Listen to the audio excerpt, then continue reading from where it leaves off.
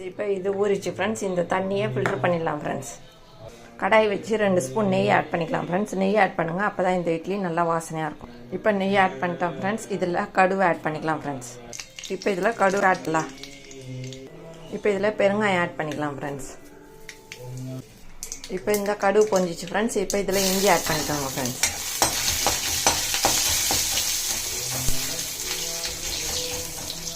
முந்திரியை பொடியாக கட் பண்ணி சேருங்க.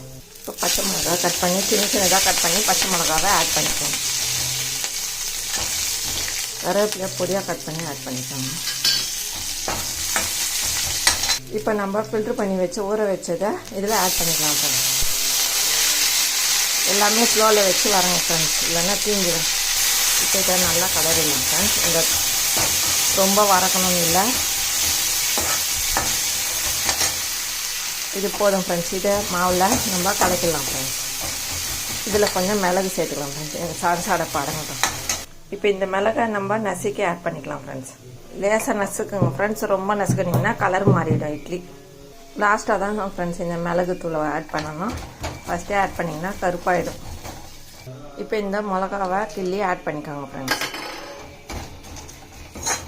இது ரெடி ஆகிடுச்சு ஃப்ரெண்ட்ஸ். இதை வதக்கந்து எல்லாம்.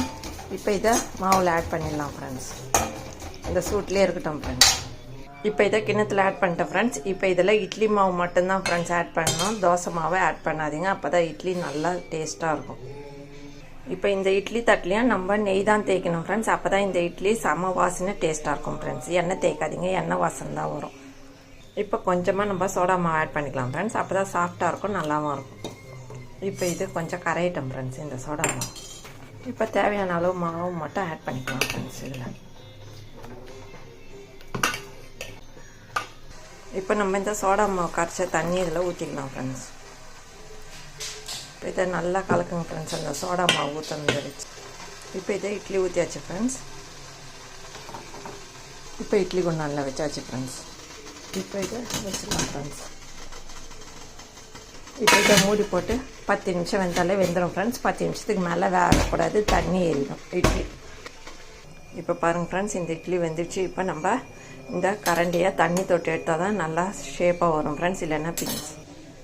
ஒரு இட்லிக்குமே இப்படி தண்ணி தொட்டு எடுத்திங்கன்னா வந்துடும் ஃப்ரெண்ட்ஸ்.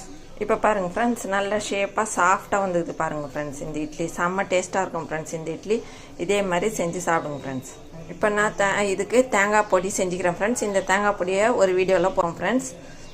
அது இன்னொரு வீடியோவில் போகிறோம் ஃப்ரெண்ட்ஸ். இப்போ இந்த வீடியோ பிடிச்சிருந்தால் லைக் பண்ணுங்கள், ஷேர் பண்ணுங்கள், சப்ஸ்கிரைப் பண்ணுங்கள் ஃப்ரெண்ட்ஸ். Tata bye bye. மீண்டும் அடுத்த வீடியோவில் சந்திப்போம்.